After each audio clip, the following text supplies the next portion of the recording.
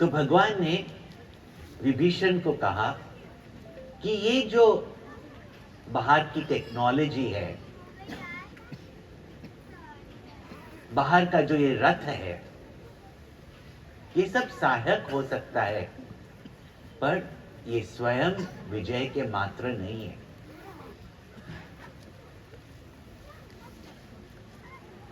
और विभीषण को वो रथ के दृष्टांत से एक सुंदर वर्ण करते हैं कि ऐसा धर्ममय रथ जिसका हो,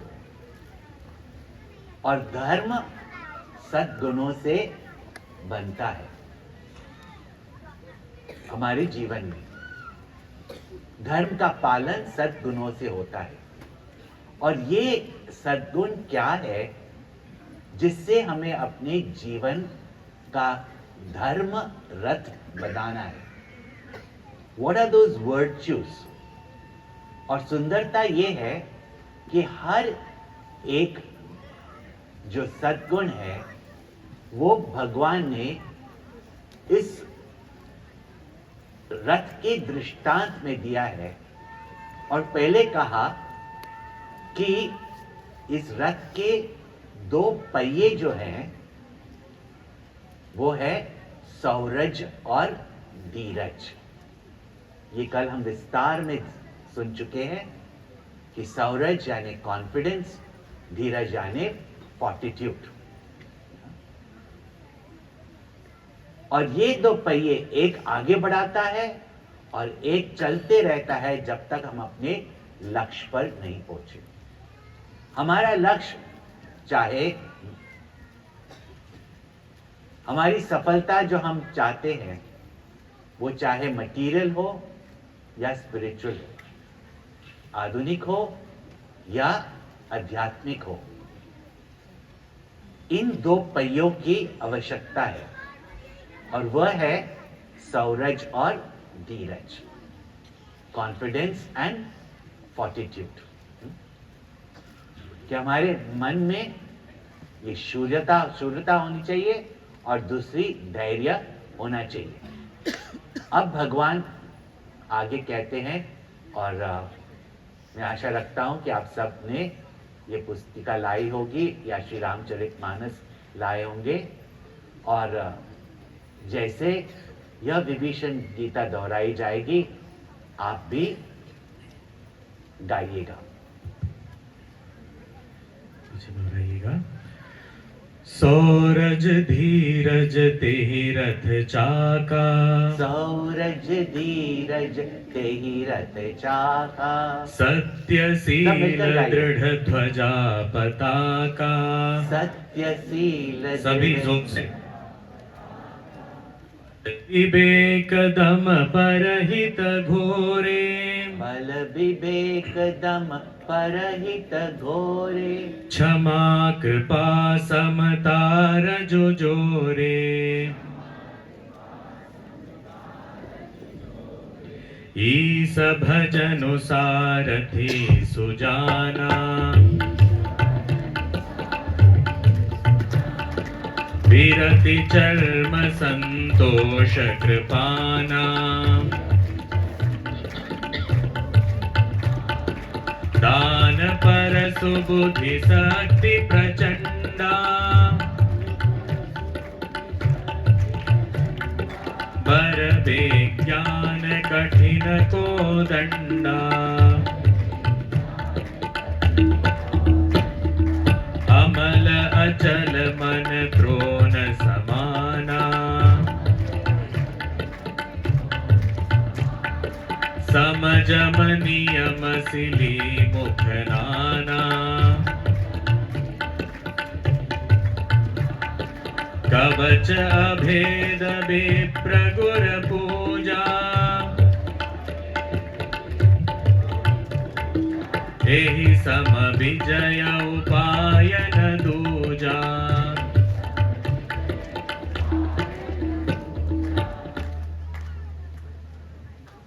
अब भगवान रथ के ऊपर जो ध्वज है यानी कि झंडा, फ्लैग।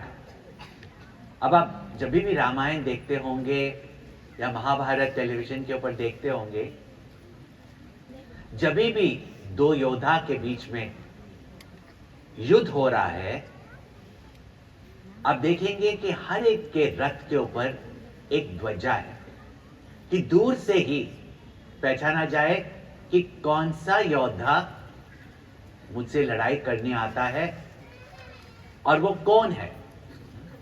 आप देखेंगे कि अर्जुन के रथ पे, जिसको कहते हैं कपिध्वजा, हनुमान जी का चित्र था।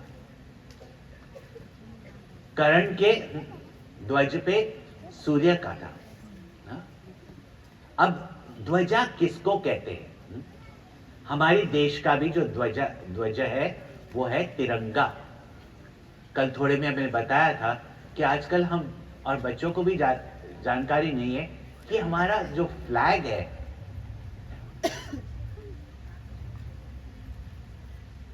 उसके ये 3 रंग क्यों है? कि हर एक फ्लैग इज ए सिंबल, एक प्रतीक है। झंडा तो मेरा देश नहीं है, पर वो मेरे देश का प्रतीक है। और मेरे देश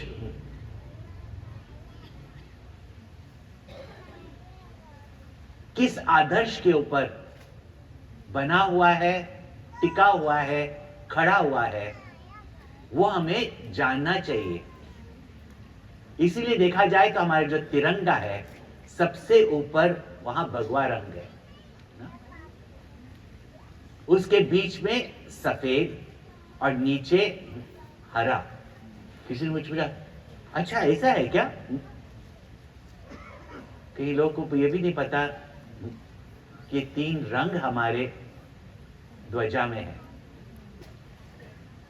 सबसे ऊपर जो अध्यात्म ज्ञान, और अध्यात्म ज्ञान का लक्ष्य है त्याग, संन्यास। अगर जीवन में हमें धर्म का पालन करना है तो जीवन में हमें त्याग करना सीखना है। और त्याग किसका करना है? अपने स्वार्थीपन का त्याग करना है। काम, क्रोध, लोभ, मोह, सुंदर भजन चल रहा था। काम, क्रोध, लोभ, मोह, अहंकार, इनका त्याग करना है, तो ही हमारे देश में सुख और शांति होगी। हमारे भेदभाव का त्याग करना है। इसीलिए ये जो गेरुआ रंग है, जो त्याग, संन्यास का प्रतीक है, हमारे ऋषि मुनियों ने उसको सबसे ऊंचा रखा। और जिन्होंने हमारी देश की दिशा सोची, देश का आदर्श सोचा, उन्होंने उसे सबसे ऊंचा रखा। That is our greatest ideal. बीच में सफेद, सफेद स्वच्छता का भी प्रतीक है, और जो सफेद है, अंग्रेजी में हम कहेंगे it is the symbol of purity.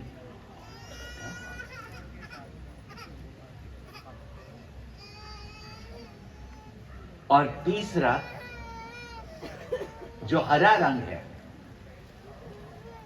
और हरियाली जब हम देखते हैं,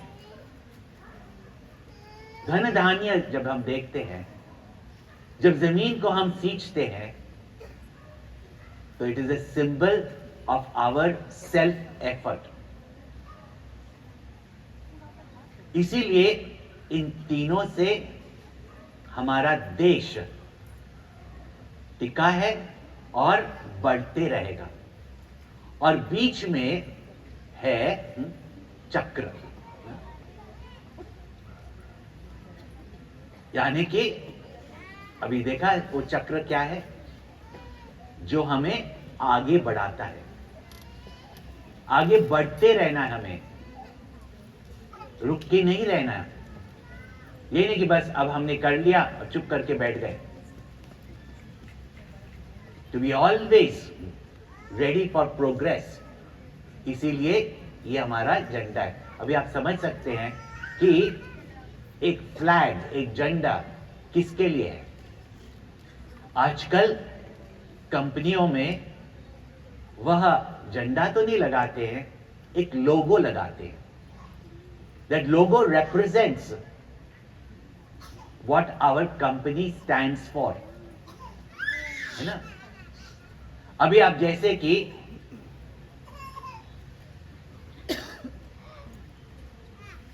कोई भी कंपनी जो दुनिया में जिसका लोगो आप जानते हैं,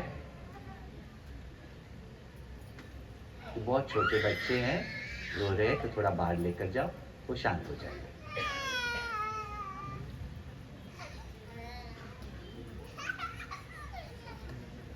धन्यवाद।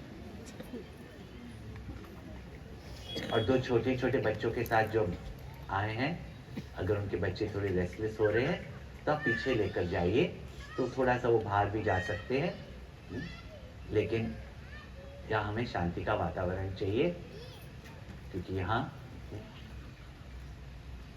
ज्ञान की बात हो रही है, जिससे हमारे जीवन में वो ट्रांसफॉर्मेशन आए, हमारे विचार में।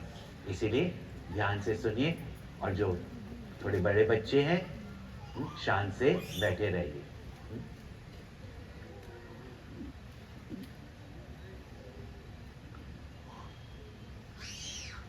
The logo stands for a company's ideals, principles, branding, as well as quality. है कि नहीं? दूसरा, ध्वज है प्रतीक आपके यश का, फेम, पॉपुलैरिटी। सेम वे लोगो।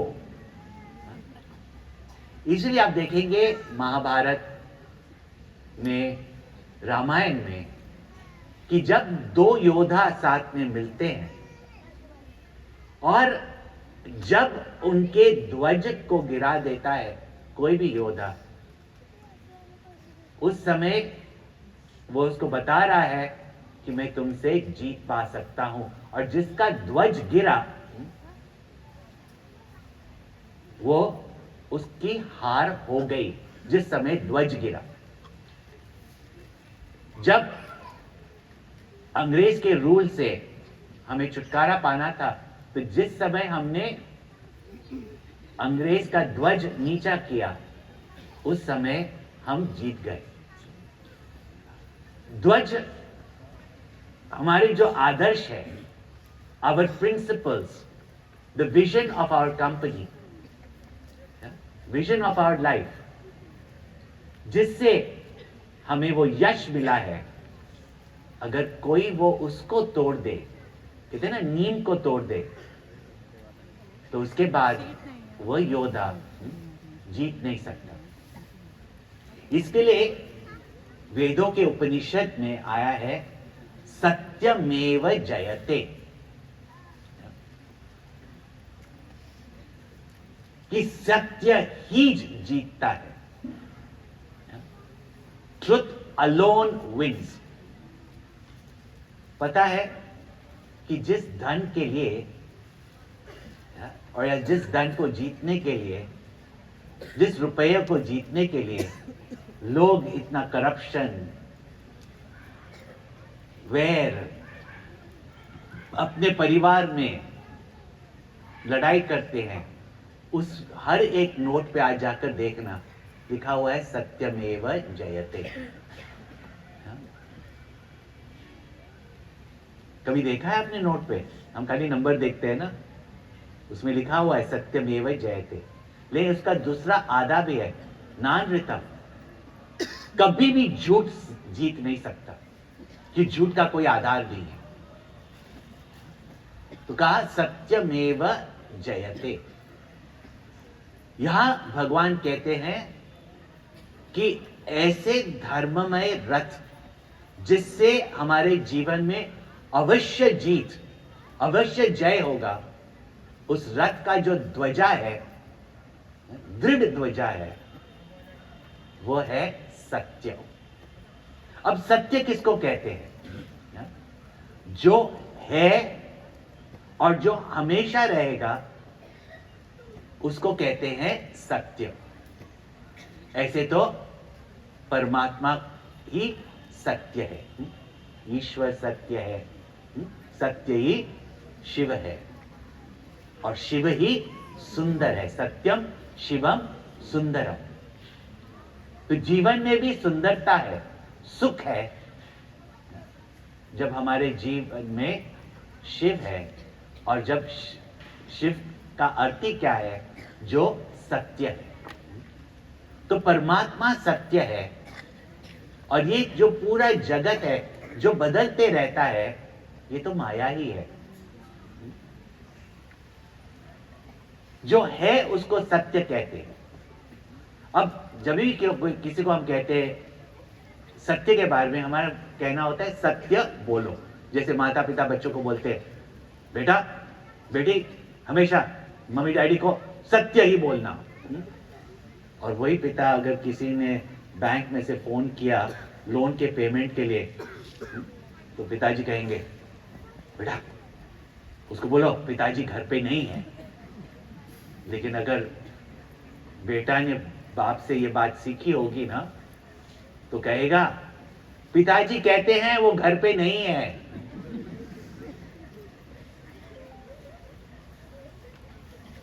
आप कहेंगे कि ये सत्य का आजकल कोई वैल्यू नहीं है।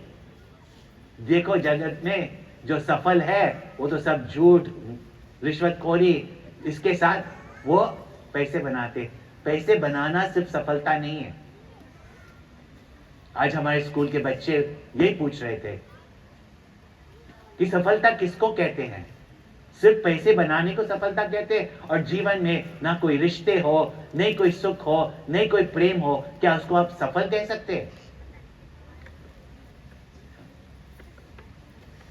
कोई भी रिश्ते का आधार जो है वो सत्य के ऊपर है, फाउंडेशन है वो सत्य के ऊपर है।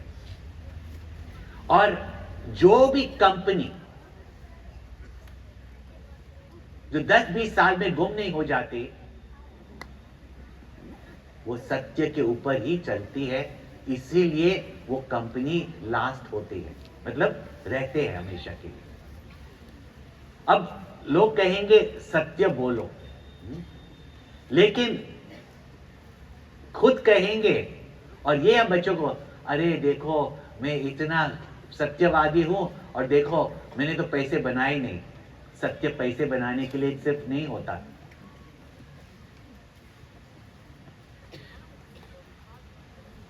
दूसरी बात ये,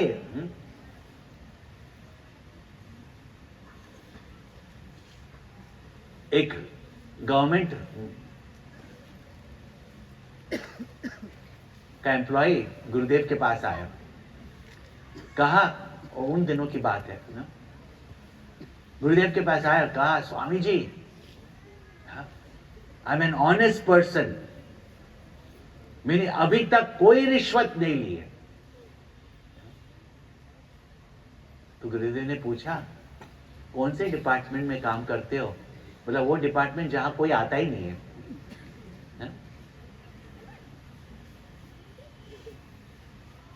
एक तो है सत्य बोलना, और सत्य बोलना क्या होता है कि जो हम जानते हैं कि वो है और जैसा है उसको हम कहते हैं, उसको कहते हैं सत्य। उससे जो अलग है उसको कहते हैं असत्य, झूठ। अब जब सत्य हम कहते हैं, कभी कभी आप देखेंगे सोशल मीडिया में क्या क्या लोग फैलाते हैं ना?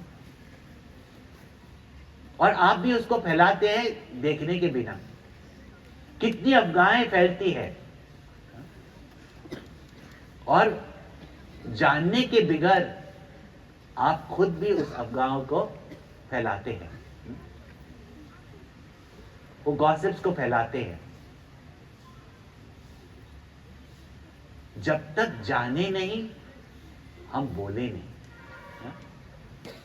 तो बोलने का जो सत्य है, जो हम ठीक से जानते हैं, जो सही प्रमाण से हमें ज्ञान हुआ है जिस चीज का, इसीलिए हमारे ऋषियों ने कहा सत्यम वद। अगर कुछ बोलना है तो सिर्फ सत्य ही बोलो। जो सत्य नहीं पता है तो बोलो मत। कितनी बार अगर कोई बोलेंगे अरे इसके बारे में पता है आपको? नहीं पता तो नहीं है, पर मुझे लगता है कि ऐसा होगा। वो एक ओपिनियन है, वो सत्य नहीं है।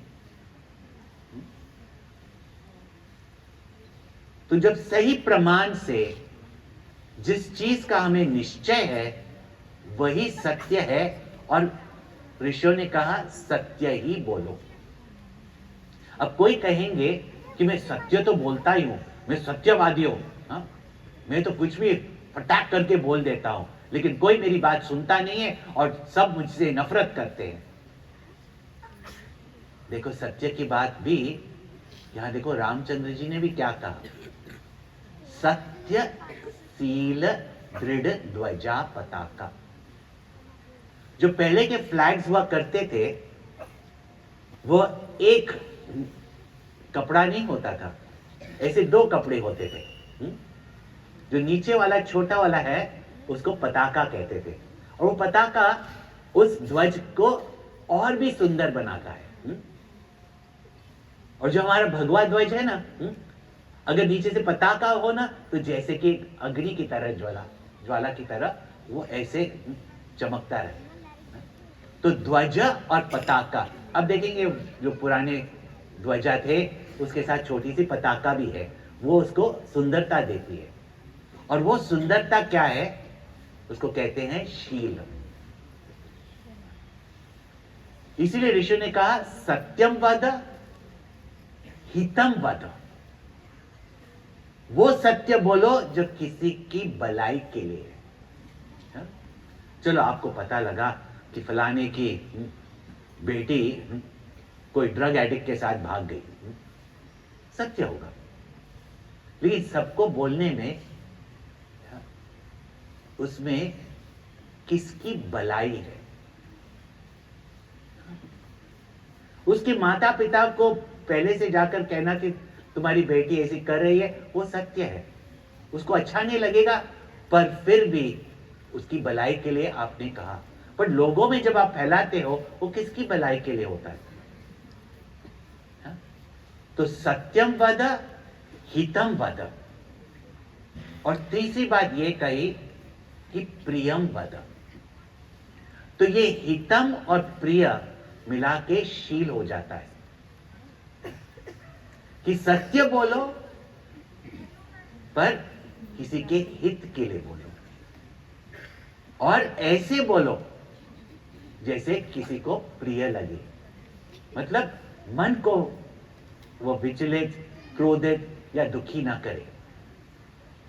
अब इसका सुंदर दृष्टांत हम रामायण में ही देखते हैं कि देखो, जब कैकेयी माता ने दशरथ से उनका वचन मांगकर ये कहा कि भरत को राज मिले और श्री रामचंद्र जी को वन में वनवास हो 14 बरस के। सुबह को कैकेयी माता ने बुलाया और कह दिया रामचंद्र जी को कठोर हृदय से कि तुम वनवास में जाओ। अब भगवान रामचंद्र जी को यह बात जाकर स्वयं माता कौशल्या से कहनी है। अगर आजकल के युवक होते तो जाते माता के पास, वो तुम्हारे पति की जो दूसरी औरत है ना, she has dumped me to the forest। आजकल हिंदी नहीं बोलते ना, इंग्लिश बोलते। और वो सत्य होता, उसमें कोई झूठ नहीं है। पर उससे पिता का अपमान, माता का अपमान, और कौशल्या माता जो वहां बैठी हुई है यह सूचना लेकर कि मेरे राम राजा बनकर आने वाले, युग कुमार बन के आने वाले हैं, उसके हृदय को क्या कष्ट होगा। और उसके मन में अगर उस समय क्रोध, द्वेष और दुख उसके हृदय में उत्पन्न हो, तो उस 14 साल कैसे सहन कर सकेगी। देखो, रामचंद्र जी जाकर यही सत्य किन शब्दों में कहते हैं। कहते हैं, पिता दीन मोहे कानन राजू, कि पिता ने मुझे राज दिया है, और किसका? जंगल का राजा बनाया है मुझे, हा? और इससे मेरी भलाई ही होने वाली है। देखो किन सुंदर शब्दों में भगवान ने माता को सत्य किया है और उसके मन को विचलित नहीं किया। वो तो होगा ही, पर फिर भी उन्होंने उनके मां के मन को विचलित नहीं किया और नहीं किसी का अपमान किया। पिता दीन मोहे कानन राजू। जब भी हम युवकों को या विषय के ऊपर सिखाते हैं कुछ भी, तो कभी कभी मैं उनको वर्कशॉप में देता हूँ ना, और कभी कभी कॉर्पोरेट में भी जब हम सत्य की बात करते हैं, उसके साथ शीलता को जोड़ना ही पड़ता है। कितने सारे ऐसे सत्यवादी है जो लोग उसको कभी सुनते भी नहीं है, क्योंकि जब वो बोलते हैं इतना अप्रिय बोलते हैं ना, चिल्ला चिल्ला के ना, तो लोग उनको सुनते भी नहीं है। The truth must be communicated in an effective manner. कि सत्य बोलो, पर ऐसे बोलो कि किसी के हृदय को ठेस ना पहुंचे, और उनकी भलाई के लिए बोलो। तो कभी कभी मैं उनको कहता हूं, और स्पेशली कॉर्पोरेट में अगर होते हैं ना, अधिकतर कभी कभी पुरुष होते हैं, तो कभी कभी मैं उनको एक्सरसाइज देता हूं कि आप आए हैं अभी इधर वर्कशॉप के लिए, अपना शहर छोड़कर भी आए हैं आप अपने क्या काम में बिजी हो, ठीक है। अभी आप जाएंगे घर पे ना, तो पत्नी अवश्य पूछने वाली है, डिड यू मिस मी।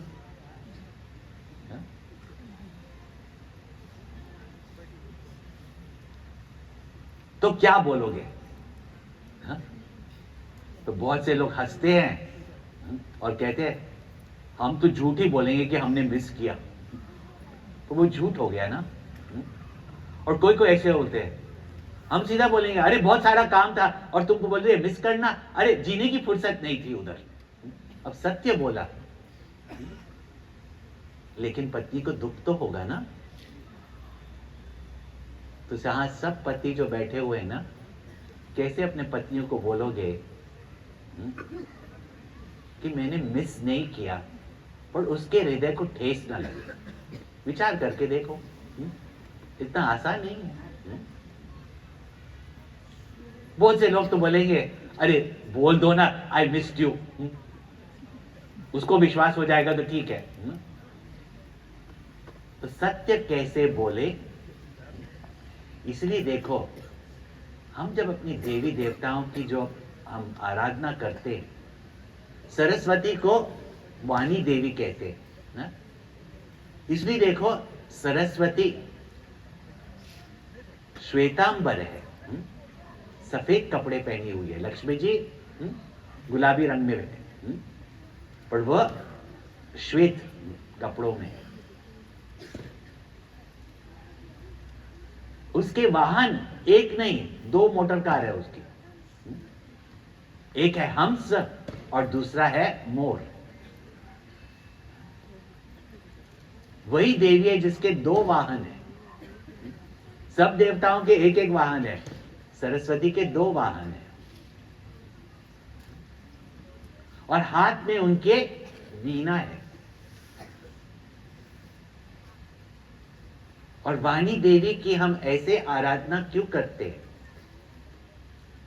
क्योंकि वो हंस के ऊपर बैठी हुई है। हंस वो पंछी है, वो अंग्रेजी स्वान नहीं, हंस वो पंछी है जो दूध और पानी को अलग कर सकता है। इसका अर्थ है कि जिसको विवेक है, जो सत्य और असत्य के बीच में विवेक कर सकता है, उसी को हंस कहते हैं। तो जिसको विवेक शक्ति है, तो जो भी हम बोले सत्य और असत्य का विवेक कर कर हम बोले। दूसरी बात कि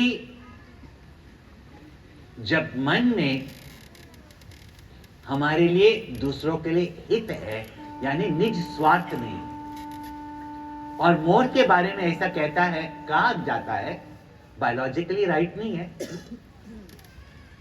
पर आप देखेंगे कि मोर नाचते रहता है और कभी भी आपको ऐसे दिखाई नहीं देगा कि मोर और मोरनी के बीच में कोई ऐसे संगम हुआ है।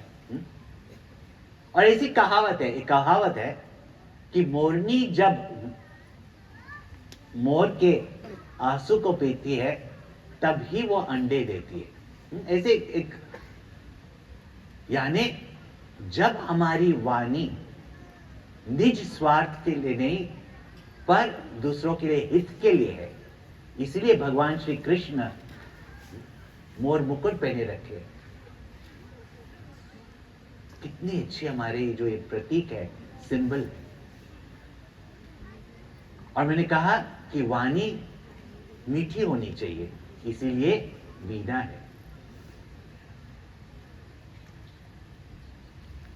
मन में शुद्धता होनी चाहिए, इसीलिए सफेद कपड़े पहने हुए। तो ऐसे हमारी वाणी होती है, होनी चाहिए, इसीलिए हम सरस्वती का ध्यान करते। देखो कितनी सुंदर बातें हमारी संस्कृति में हमने छोड़ दी है। तो सत्यम वद, हितम वद, प्रियम वद। अच्छा, दूसरी बात, सत्य को किसको कहते हैं? आज अगर जाएंगे आप यहां से, आप बुक स्टॉल देखेंगे, पूज्य गुरुदेव की जो पुस्तक है Kindle life manual of self unfoldment, Hindi में भी है, जो हमारे देश का जो धर्म का आधार है, ब्रह्मचर्य, अहिंसा, सत्यम। तो सत्य किसको कहते हैं? एक चीज तो सत्य बोलना, वो हमने बता दिया आपको। दूसरा, सत्य जीवन जीना मतलब जो आपके बुद्धि में ज्ञान है, जो आपके आदर्श है, जो आप लोगों को बोलते हैं करने के लिए, क्या आप वो स्वयं करते हो?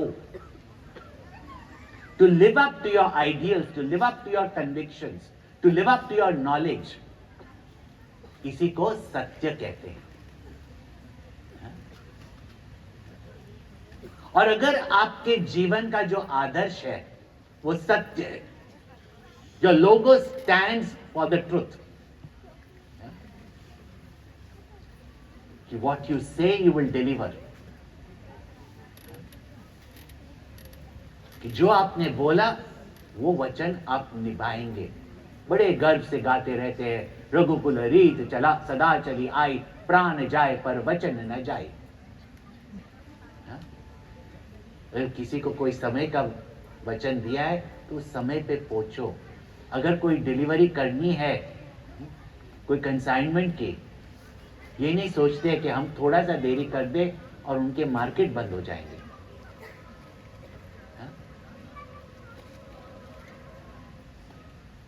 कितनी अपॉर्चुनिटीज हमारे देश में आई है फॉर एक्सपोर्ट्स, और बहुत सालों के बाद अब कुछ हो रहा है।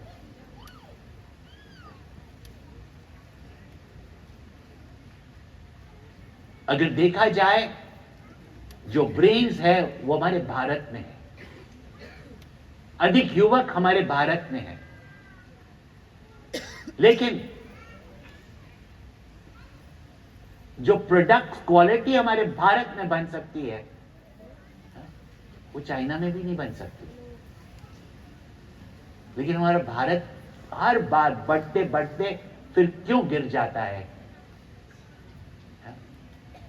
कि हम टाइम पे डिलीवर नहीं करते।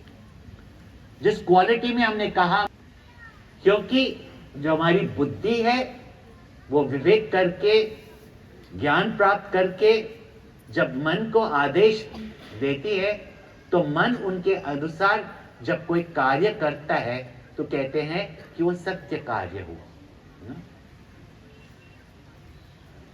लेकिन आपकी बुद्धि एक बात कहे और मन जाके कुछ और ही कर ले, तो सोचो क्या होगा। विचार करके देखो। अब देखो कि कोई आपको झूठ बोलते हुए या कोई करप्शन करते हुए किसी ने पकड़ा नहीं आपको, ठीक है। कोई चोर पैसा चोरी करके भी भाग गया, उसको किसी ने पकड़ा नहीं। लेकिन जब हम अपने मन को अपने स्वार्थ के लिए, इच्छा के लिए, राग द्वेष के लिए, हमारी जो बुद्धि है उसके विपरीत काम करने या कर्म करने को देती है, तो दोनों के बीच में एक डिवोर्स, एक दरार पड़ जाता है।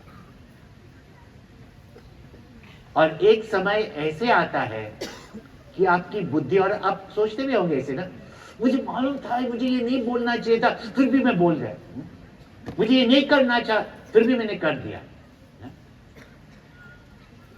फिर लोग बोलेंगे, अरे शनि का प्रभाव है, शनि मंदिर में जाके पूजा करो।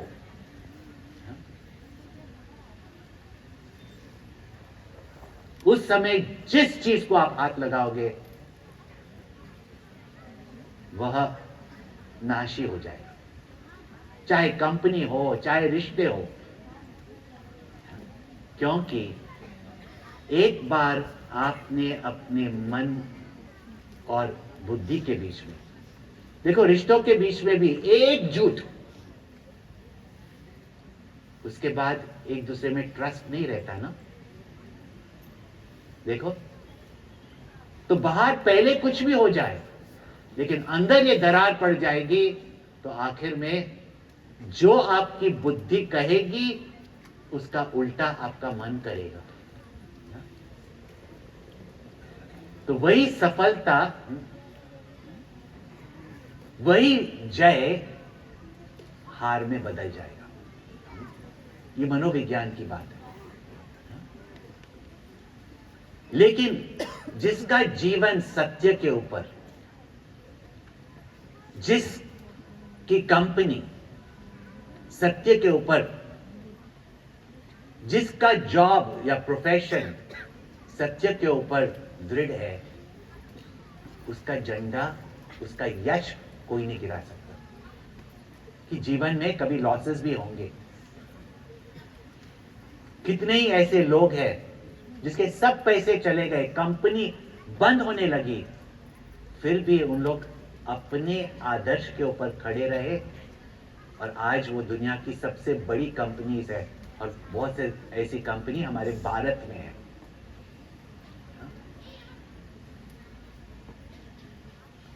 तो सत्यशील दृढ़ ध्वजा पताका, कि जीवन में कभी जीत कभी हार, लेकिन जिसके जीवन में सत्य और शील है,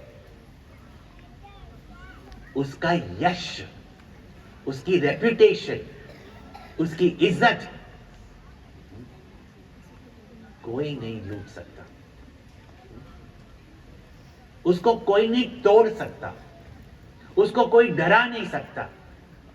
देखो, जिस समय आपने झूठ बोला, भले कोई आपको पकड़े ना पकड़े, लेकिन आपको भय तो लगेगा ही कि किसी को पता चल जाएगा तो देखो, मन और बुद्धि के बीच में ये जो वृत्तियां जो आपको विचलित कर देती है, ये आपके मन और बुद्धि के बीच में दरार पैदा कर देती है, विश्वास टूट जाता है लोगों का।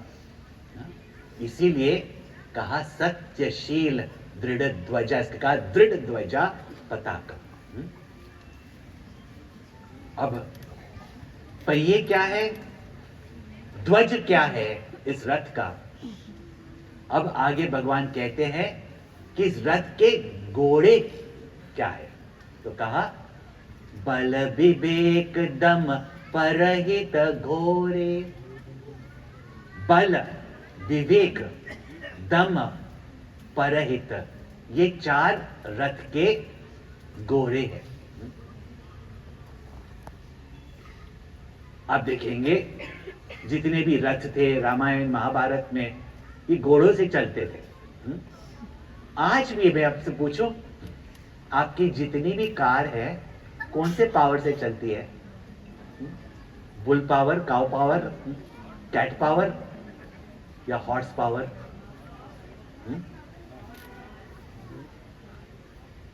आपकी जो फास्टेस्ट कार है 400 हॉर्स, वो भी 4 की है, फरारी। तो ये 4 घोड़े, कल हमने देखा था कठोपनिषद में, और भगवत गीता का जो अर्जुन का रथ है, ये घोड़े हमारे इंद्रिय हैं उस दृष्टांत में। और हमारे इंद्रिय कैसे होनी चाहिए? हमारे ऋषियों ने ये कहा कि इंद्रियों को बंद करके रखो। ये जो 3 बंदर है वो हमारे संस्कृति के नहीं है। हमारे ऋषियों ने कहा भद्रम करने भी शुनियाम देवा, कि हमारे इंद्रियों से हम ठीक से सुने। पर जो भद्रम है, जो हमारे हृदय को शुद्ध कर दे, हमारे हृदय में उत्साह, प्रेरणा जागृत करे, वो हमें सुनना चाहिए। इसीलिए कहा कि मैं हमारे इंद्रियों को शक्ति देना। भद्रम पश्येमाप यजत राह, अक्षभिः, अपने आंखों से हे देवता हम भद्रम ही देखें।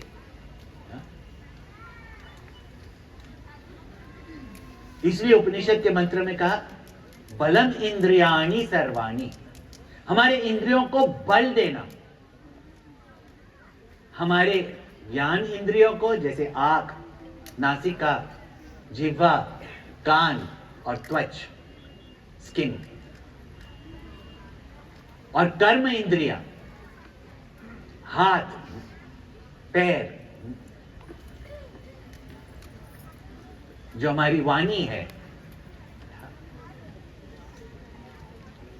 और जो जन इंद्रिया और गुण इंद्रिया है, उनमें शक्ति होनी चाहिए। हमारे ऋषियों ने नहीं कहा कमजोर होना अच्छा होना है। तो बल होना चाहिए हमारे इंद्रियों में।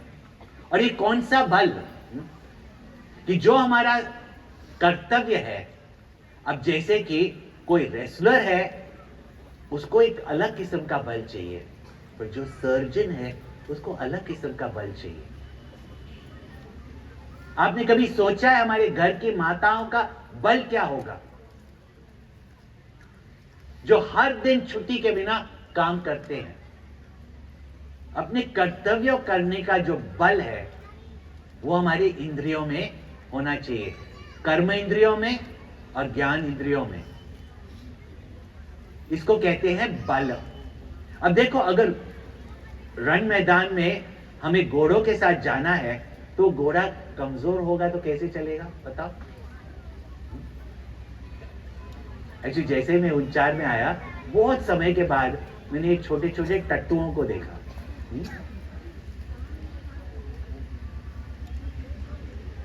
जो रण मैदान के घोड़े हैं वो बलवान होने चाहिए, नहीं कि कमजोर। अच्छा, दूसरी बात कि घोड़ों में विवेक होना चाहिए।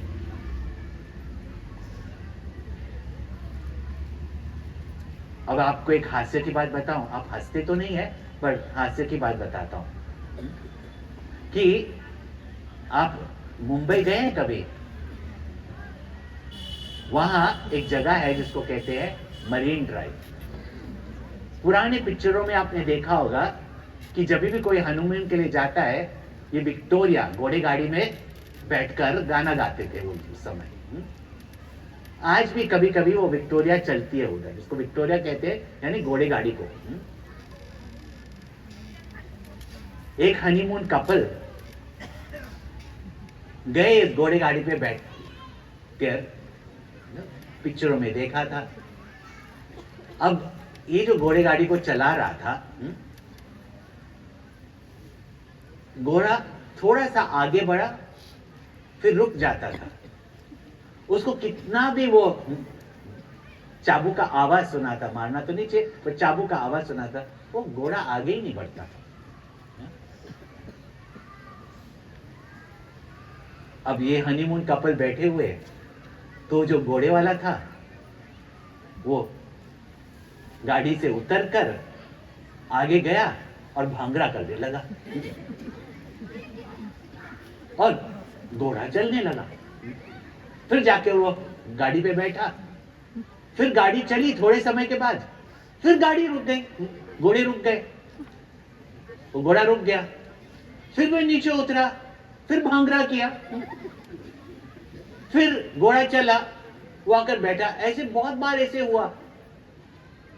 तो इन्होंने पूछा, ये क्या है, आपका घोड़ा कैसा है और ये जाके भांगड़ा क्यों करते हैं और ये घोड़ा क्यों चलता है? तो उसने कहा कि वो जो मेरा जो ये विक्टोरिया का जो घोड़ा है ना, वो बीमार है। ये जो मेरी घोड़ी है ना, ये वो शादी की घोड़ी है। अब उसको आदत है कि थोड़ा सा नाच, थोड़ा सा चलना, थोड़ा सा नाच, थोड़ा सा चलना। चलो आप हंस तो दिए। अरे आपके इंद्रियों को में थोड़ा सा विवेक भी होना चाहिए कि कब आगे बढ़ना, कभी रुकना, है कि नहीं? कब एस्केलेटर को दबाना और कब ब्रेक को दबाना, होना चाहिए कि नहीं? इसलिए कहा कि बल विवेक दम, कि इंद्रियों के ऊपर, हमारे इंद्रियों के ऊपर हमें संयम होना चाहिए। इसके लिए जो घोड़े दौड़ तेजी से भागते हैं, उनको ब्लाइंडर्स देते हैं ना बाजू से, कि बाजू में अगर कोई घास देख ले और खाने लगे तो अपने लक्ष्य तक वो तेजी से नहीं पहुंच सकते। So that we don't get distracted, we must have mastery over our senses and our mind. इसको कहते हैं दम। और जब घोड़े रास्ते के ऊपर चल रहे हैं और जब टीम में 4 घोड़े चल रहे हैं, तो जो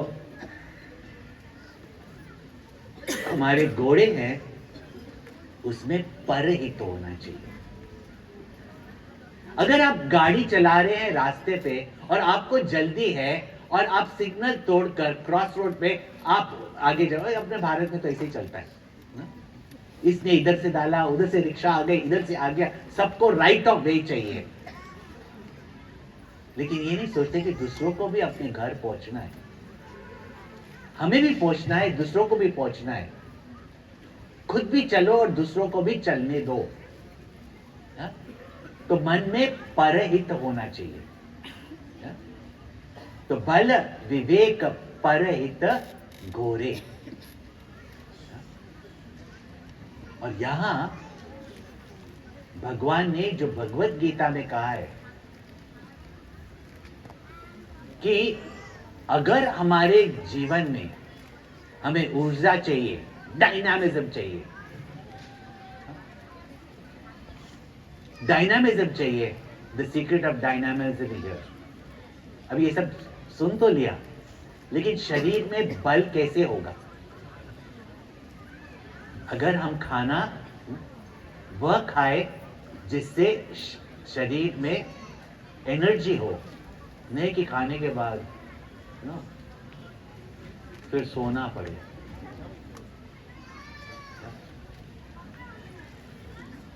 रेगुलर शरीर में एक्सरसाइज हो तो शारीरिक बल उससे बढ़ता है। और आप देखेंगे एक बच्चा भी जब उसके मन में कुछ पाने की इच्छा हो तो देखो कैसा बल आ जाता है उसमें। हाँ? तो अगर हमारे मन में कोई ऊंचे लक्ष्य पाने की इच्छा हो तो वो जो एनर्जी डायनामिज्म है, अब जब हम कहेंगे ऊंचा लक्ष्य जो विवेक के साथ, तो सिर्फ हमारे इंद्रियों के भोग के लिए नहीं पर अपने हित और परहित यानी दूसरों के भी हित के लिए हो। जब ऐसा जीवन में हमारा लक्ष्य होता है और उससे हमें प्रेरणा मिलती है, उससे हमें प्रेम होता है, that is the secret of dynamism, that is the secret